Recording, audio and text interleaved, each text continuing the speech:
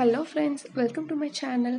கொண்டக்கடலையை வச்சு ஒரு நல்ல ஹெல்த்தியான ஈவினிங் ஸ்நாக் பார்க்கலாம். அது எப்படி பண்ணுறதுன்னு வீடியோக்குள்ளே போய் பாருங்கள். வேக வைத்த கொண்டக்கடலை 100லேருந்து 150 கிராம் நான் எடுத்திருக்கேன்.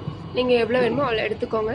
அடுத்து கொத்தமல்லி தான் இந்த டிஷ்ஷோட மெயின் இன்க்ரீடியன்ட். எவ்வளோ வேணுமோ அந்தளவுக்கு சேர்க்க டேஸ்ட் நல்லாயிருக்கும். ஸோ நான் ஒரு கை அளவுக்கு தாராளமாக எடுத்திருக்கேன். எடுத்து அதையும் மிக்சி ஜாரில் நம்ம நல்லா அலசிட்டு சேர்த்துக்கலாம். இதில் மண் இல்லாமல் பார்த்துக்கோங்க. மண் இருந்துச்சுன்னா ஹோல் டிஷ்ஷுமே வீணாக போயிடும். அடுத்து சேர்க்கறது பெரிய வெங்காயம். அது ஒரு முழு பெரிய வெங்காயத்தில் நான் ஒரு கால்வாசி எடுத்திருக்கேன், சும்மா ஒரு டேஸ்ட்டுக்காக. அடுத்து இஞ்சி ஒரு சின்ன துண்டு, அதையும் நம்ம போட்டுக்கலாம். ரொம்ப அதிகம் வேண்டாம், ஒரு சின்ன துண்டு அளவுக்கு இஞ்சி போட்டுக்கிறோம். இஞ்சி போட்டுட்டு எல்லாத்தையும் நம்ம மிக்சி ஜாரில் சேர்த்தாச்சு. இப்போது நெக்ஸ்ட்டு உப்பு தேவையான அளவு போட்டுக்கணும். ஆல்ரெடி நான் கொண்டக்கடலையிலேயே உப்பு போட்டு வேக வச்சுருக்கேன். ஸோ எவ்வளோ தேவையோ அந்தளவுக்கு பார்த்து எடுத்துக்கோங்க. அடுத்து எல்லாத்தையும் நல்லா மிக்சி ஜாரில் போட்டு ஒரு கோர் பேஸ்ட்டாக அரைச்சிருக்கேன். ரொம்ப நைஸாகவும் இல்லாமல் ரொம்ப குறக்குறனும் இல்லாமல் எடுத்து அரைச்சி மாற்றி வச்சாச்சு வேறு பாத்திரத்தில்.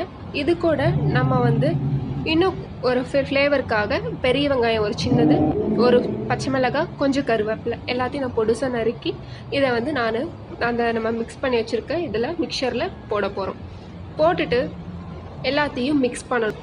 மிக்ஸ் பண்ணிவிட்டு இது நல்லா மிக்ஸ் ஆகிறதுக்காக நான் 2 டேபிள் ஸ்பூன் கடலை மாவு போட்டிருக்கேன். அப்போ தான் இந்த மிக்சர் நல்லா பைண்ட் ஆகி நமக்கு தேவையான ஷேப்பில் வரும். ஆயிலில் போடும் போது பிரிஞ்சு வராமல் இருக்கும். நல்லா மிக்ஸ் பண்ணிவிட்டு இதை நமக்கு பிடிச்ச ஷேப்பில் நம்ம பண்ணிக்கலாம். நான் பால் ஷேப்பில் பண்ணியிருக்கேன். நல்லா பால்ஸ் நல்லா ஸ்ட்ரிஃபாக நீங்கள் பிடிக்கணும். அதுக்காக கடலை மாவு இன்னொரு டேபிள் ஸ்பூன் எக்ஸ்ட்ரா தேவைப்படாலும் போட்டுக்கோங்க.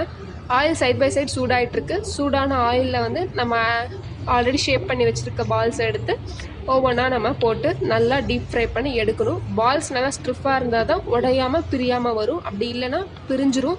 ஸோ நீங்கள் மாவை அரைக்கும் போது நல்லா பார்த்து தண்ணி இல்லாமல் நல்லா கெட்டியாக அரைச்சிக்கோங்க. அரைச்சிட்டு இப்போது பாருங்கள், ஆயில் மீடியம் ஹீட்டில் இருக்குது. ஒவ்வொரு பால்ஸாக நான் உள்ளே போட்டிருக்கேன். போட்டு நல்லா ஃப்ரை ஆகணும். ஃப்ரை ஆகி கோல்டன் ப்ரௌன் மேலே பாருங்கள் நல்லா லேயராக இருக்குது. ஆல்ரெடி கொண்டக்கடலை வேக வச்சு தான் இருக்குது. ஸோ நமக்கு இது ஒரு 2 to 3 மினிட்ஸில் ரெடி ஆகிடும். மேலே நல்லா ஒரு கோல்டன் ஷேடு வந்ததும் நம்ம இதை எடுத்து சர்வ் பண்ணிடலாம் சுட சுட. இது கூட ஒரு கெட்சப் வச்சு சாப்பிட்டோம் அப்படின்னா ரொம்ப நல்லாயிருக்கும் ஈவினிங் ஸ்நாக்குக்கு. ட்ரை பண்ணி பாருங்கள், கண்டிப்பாக பிடிக்கும்.